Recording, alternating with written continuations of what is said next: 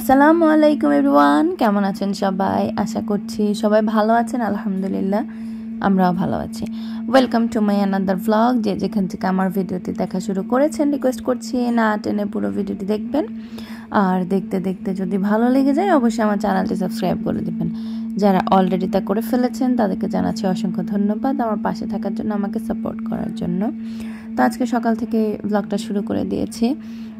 দাঁতের ব্যথাটা এখন একটু কম আছে আলহামদুলিল্লাহ, এই জন্য আজকে খুব সুন্দর করে কথা বলতে পারতেছি, নিজের কাছেও খুব ভালো লাগতেছে। তো যাই হোক, শর্টকাট নাস্তা রেডি করব। এগ টোস্ট করব আর কি, পাউরুটি দিয়ে ডিম দিয়ে ভেজে নিব। শর্টকাট নাস্তাটা আমারও ভালো লাগে, বাচ্চারাও পছন্দ করে, তো এই জন্যই আর কি এটা করা। তো তেমন কিছুই লাগে না, ডিম লাগে। আপনি চাইলে একটু লিকুইড মিল্ক অ্যাড করতে পারেন বা পাউডার মিল্ক অ্যাড করে সামান্য একটু পানি দিতে পারেন। আর স্বাদ মতো চিনি, অল্প একটু লবণ দিলে টেস্ট বাড়ে, চাইলে আপনি স্কিপও করতে পারেন। আর হচ্ছে তারপরে এটাতে পাউরুটিটা ডুবাই ভেজে নিব, ব্যাস রেডি আমার এগ টোস্ট। এটা খুবই সিম্পল নাস্তা। আমার আম্মু আগে হচ্ছে আমাকে দিত স্কুলের টিফিনে, তো আমি গত ব্লগেও হয়তো দেখেছেন এটা খেয়েছিলাম, বেশ ভালোই লাগে আর কি। তো প্রথমে একটু বাটার দিয়ে নিলাম, বাটারটা হচ্ছে পুরা প্যানের মধ্যে একটু ঘুরাই লাগাই নিব, তারপরে ভাজতে সুবিধা হবে। আমি এভাবেই করি। আবার অনেক সময় দেখা গেছে আগে দিয়ে দিই, আগে তেল বা বাটার কিছুই দেই না, এতে করে আমার মনে হয় যে তেলটা একটু কম লাগে। বেশি তেলে হয়ে গেলে আবার খেতেও ভালো লাগে না। আসলে এক একজনের এক এক রকম পছন্দ, তো আমার এক এক সময় এক এক রকম করে খেতেই ভালো লাগে।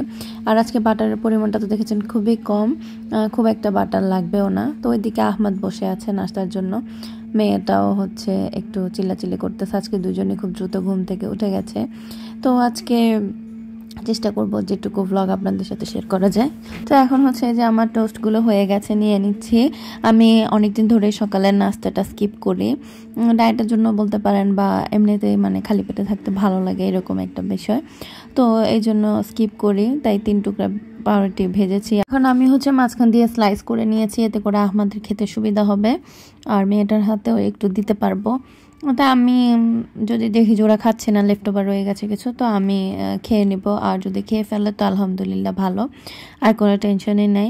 আসলে সকালে কি নাস্তা দিব এটা নিয়ে একটা টেনশন থাকে, নাস্তার পরে আবার টেনশন দুপুরে কি খাবে ওইটা নিয়ে। তো এখানে একটুখানি ডিম রয়ে গেছিলো, সেটা আমি ভেজে মাঝখানে দিয়ে দিলাম, যদি আহমদ খায়। আসলে অনেক কিছুই করি যদি আহমদ খায় ওই আশাতে। তো যাই হোক, এই যে এখন আমার নাস্তাটা রেডি, চলে যাব হচ্ছে এখন নাস্তা করতে।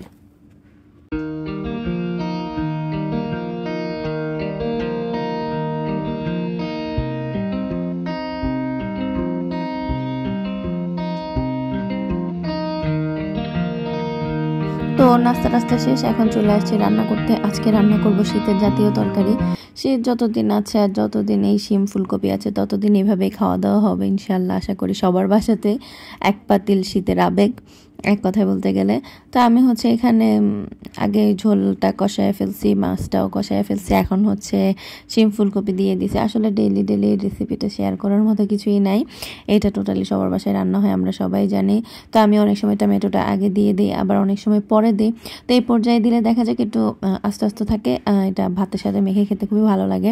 আর যদি আগে দিয়ে দিই তাহলে দেখা গেছে যে এটা পুরা মাখা একটা ঝোল হয়, ওটাও ভালো লাগে খেতে। মানে এক এক সময় এক এক রকম করে আর কি খেতে পছন্দ করে। তো এই ছোট আলুগুলো আহমদের বাবা এনেছে এটাকে ভাজি করে দেওয়ার জন্য। তো আমি একটু ঝামেলায় পড়ে গেছি, মানে ভাজি মানে কি আলুর দম টাইপের, এটাকে সিদ্ধ করে খোসা ছড়াইয়া তারপরে করা।